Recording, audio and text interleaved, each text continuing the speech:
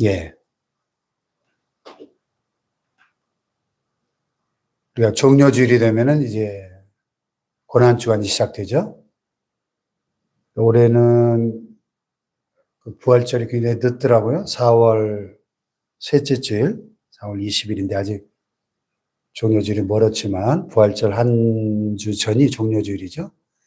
종료주일하고 팜 선데이, 종료주일이라고 부르는 이유는 예수님께서 나귀 새끼를 타고 예루살렘에 입성하신 그날을 기념해서 그날 우리가 예수님을 환영하면서 손에 종려나무 가지를 들고 흔들면서 왕으로 오시는 예수님을 맞이했기 때문에 팜 선데이, 예, 종료주일이라고 부릅니다. 왕의 대관식이죠. 예수님의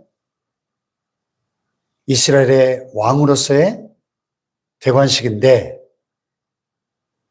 특이한 것은 예수님께서 한 어린 나귀를 타고 입성하셨다는 거예요. 어린 나귀 새끼.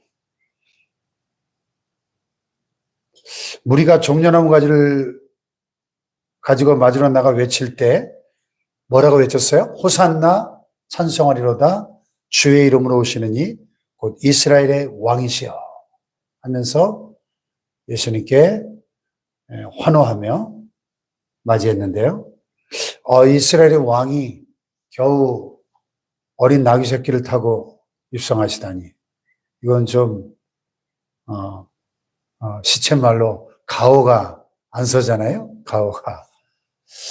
당시 로마 제국의 그 왕이나 장군들은 전쟁이 이기고 돌아올 때 개선 장군으로서 개선 행렬을 할 때 보면은 뭐 타고 와요? 백마를 타고 보무당당하게 앞에 네 마리의 흰말이 끄는 황금마차를 타고 딱 그렇게 그 정도는 돼야 이게 가오가 서지. 이거 초라하게 나귀 새끼를 타고 오시다니. 이스라엘 왕이. 근데 그렇게 한 이유가 있었다고 오늘 사도 요한은 여기다 주석을 달아놨죠. 이는 기록된 바 시온 따라 두려워하지 말라. 보라 너의 왕이 나귀 새끼를 타고 오신다. 이 기록된 예언의 말씀을 응하게 하시려고 의도적으로 어린 나귀 새끼를 타고 입성하셨다는 거죠. 왜 하필이면 어린 나귀 새끼를 타고 오셨을까? 겸손이죠, 겸손. 하늘의 왕이신 그분, 만왕의 왕이신 그분이 역사상 그 어떤 영웅 호울보다 그 어떤 위대한 황제보다 그 모든 이름에 뛰어나신 우리 주님이 왕 중의 왕이신 The King of Kings, 왕들 중의 왕이신 그분이 왜 그 초라한 나귀 새끼를 타고 오셨을까? 그분은 겸손의 왕이라는 거죠. 그분의 리더십은 세상의 리더십과는 근본적으로 달랐다는 것이죠. 세상의 권력자들은 군림하고 억압하고 호령하는 리더십이지만 예수님의 리더십은 낮아지고 또 낮아져서 섬기는 종의 리더십이었죠. 그래서 초라한 베들레헴 마구간에 탄생하셨고 가난한 목수의 아들로 30년 동안 시골 나사렛에서 조용히 사셨고 이제 온 인류의 죄를 대속하시기 위해서 마지막으로 6월절을 앞두고 예루살렘에 입성하시면서 구약의 예언자가 예언했던 것처럼 시온 따라 두려워하지 말라. 보라 너의 왕이 나귀 새끼를 타고 오신다. 예언자가 외쳤던 것처럼 그 예언을 응하게 하시려고 나귀 새끼를 타고 겸손히 왕으로, 이스라엘 왕으로, 겸손의 왕으로 입성하셨더라 하는 거죠. 또 나귀 새끼를 타고 입성하신 것은 그분은 평화의 왕이심을 보여줍니다.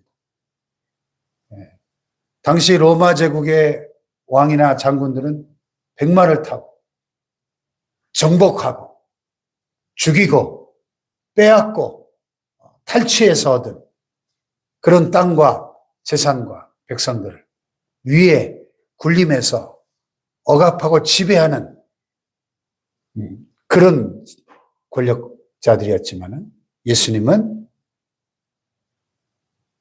온 인류에게 진정한 평화를 주시기 위해서 오신 왕이었기 때문에 겸손과 평화의 상징인 나귀 새끼를 타고 오셨다는 겁니다. 오늘 이 겸손과 평화의 왕이신 예수님을 우리의 마음에 모시기 위해서는 우리도 이 나귀 새끼처럼 겸손한 사람들이 되어야 예수님을 모실 수 있게 될 줄 믿습니다. 마음이 높아져 있고 교만한 사람은 절대로 예수님을 영접할 수가 없어요.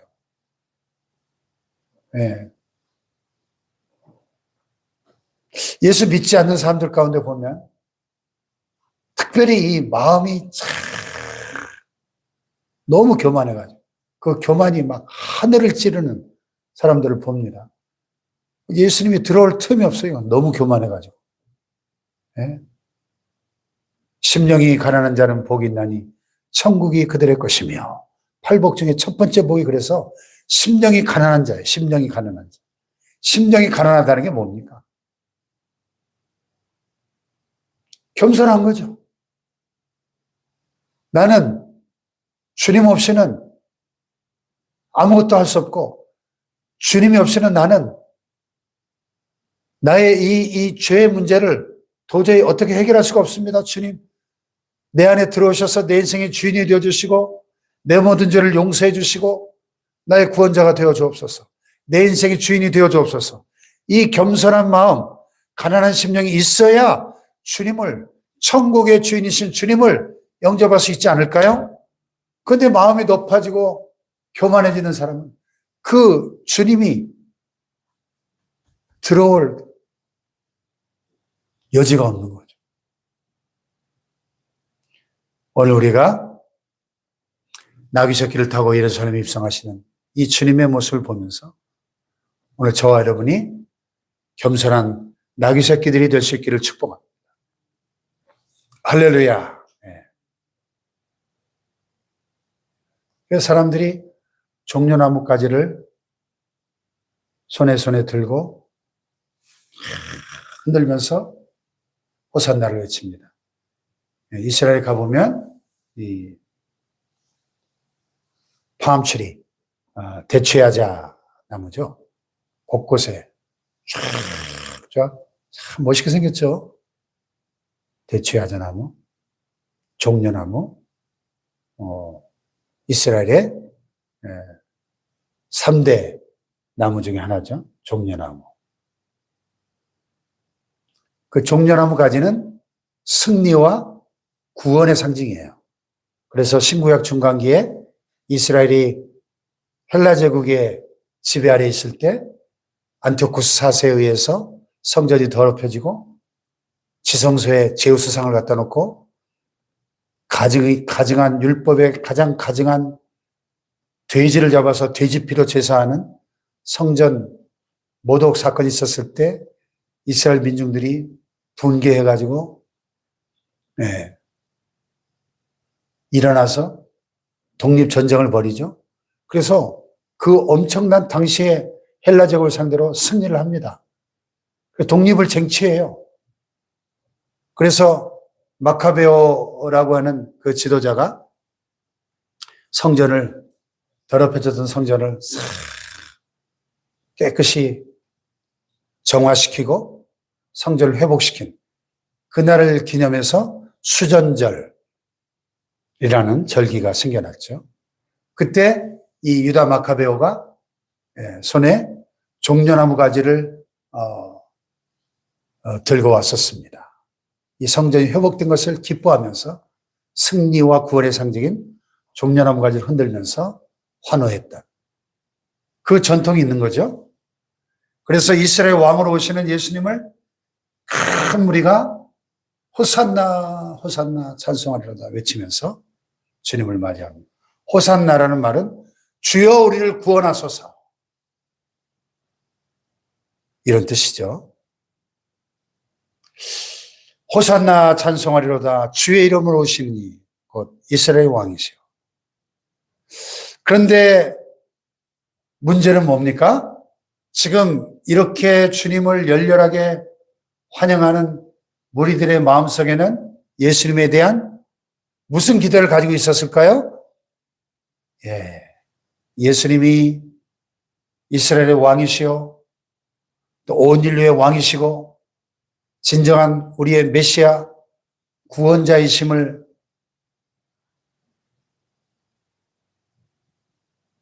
깨닫지 못하고 이스라엘을 로마의 압제로부터 해방시켜줄 정치적인 메시아로 바라보고 기대했다는 겁니다. 십자가에 죽으시고 부활하셔야 할, 그래서 인류를 죄에서 구원하셔야 할 그 예수님의 그 사명을 그들은 이해하지 못하고 있었죠. 그래서 당장 눈앞에 보이는 저 원수 나라 로마의 압제로부터 자신들을 해방시켜줄 정치적인 메시아로만 예수님을 기대했습니다. 그렇기 때문에 며칠 뒤에 이 무리는 유대 종교 지도자들의 선동에 의해서 예수님을 십자가에 못 박으라고 선동하는 유대 종교 지도자들의 선동에 그냥 넘어가고 말았죠. 군중은 항상 어리석습니다. 우리가 군중 심리라는 말을 하잖아요.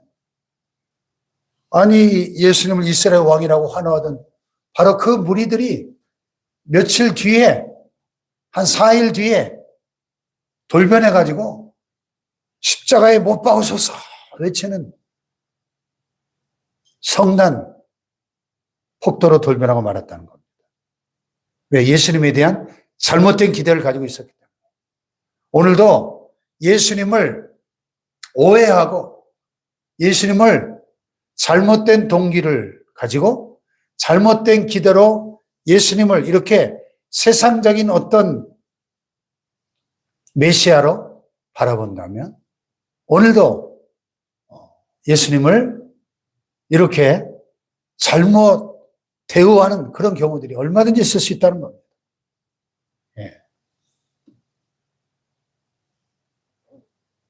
한 3, 40년 전에 라틴 아메리카 남미에서 일어났던 해방신학이라고 하는 대표적인 그 자유주의 신학이 있었어요. 이 남미 국가들이 오랜 군사 독재적 정권과 부패와 부정과 비리 때문에 대부분 후진국이고 가난하게 못 살죠. 그러니까 그 가난하게 억압받고 또 고통받는 민중들을 해방시켜야 된다. 이래가지고 해방신학이 나왔어요. 그래서 이 폭력에 의한 혁명을 정당화시키고 성경을 가지고 예수님은 민중의 해방자였다. 이렇게 이 복음을 소셜 가스펠로 사회 복음으로 싹 둔갑시켜가지고 이 성경에다가 예수를 혁명자의 이미지로 싹 바꿔가지고 그렇게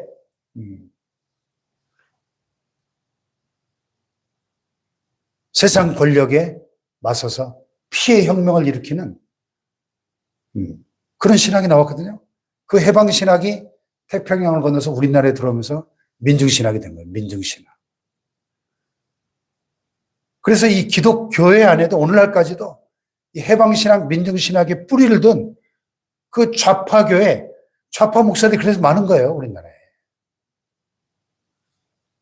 그들은 예수님을 죄와 사망에서 구원하시는 분이 아니라 이 사회의 부조리한 부패한 그런 구조로부터 해방시키는, 이게 어떻게 보면 공산주의, 사회주의와 딱 이게 이념적으로 맞닿아 있는 거예요.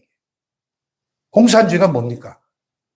가난한 농민, 노동자들의 그 억압을 있는 놈들에게서 빼앗아가지고 골고루 나눠서 평등하게 다 같이 잘 살자는 게 공산주의 아니에요? 그래서 프롤레타리아 혁명을 통해서, 피해 혁명을 통해서 공산주의로, 사회주의로 만들어야 이상적인 사회가 된다. 이게 공산주의 아니에요? 그 예수님을 공산주의 혁명가로 그렇게 해석을 하는 겁니다. 이게 얼마나 잘못된 성경 해석이에요? 예수님이 언제 공산주의 혁명을 일으키셨습니까? 예수님이 혁명가였다면 이때 이렇게 수많은 무리들이 이스라엘 왕이라고 환호할 때 반란군을 조직해서 로마군과 맞서 싸워야죠. 다 로마군을 때려 부수고 이스라엘의 정치적인 메시아로, 이스라엘의 실제 왕으로 등극하시면 될 거 아니에요? 이렇게 지지율이 지금 100%인데 그 유명한 정치가들이 중시하는 지지율 100%인데 지금. 여러분, 예수님은 정치적 메시아가 아니에요. 혁명가가 아닙니다. 죄와 사망에서 구원하시기 위하여 오히려 자신을 십자가에 희생하시는 주님이시죠. 할렐루야. 예. 예수님이 세우실 나라는 이 세상 나라가 아니었던 것입니다. 하나님의 나라를 세우시기 위해서 오신 것이지, 이 세상 나라를 세우기 위해서 오신 분이 아니었다.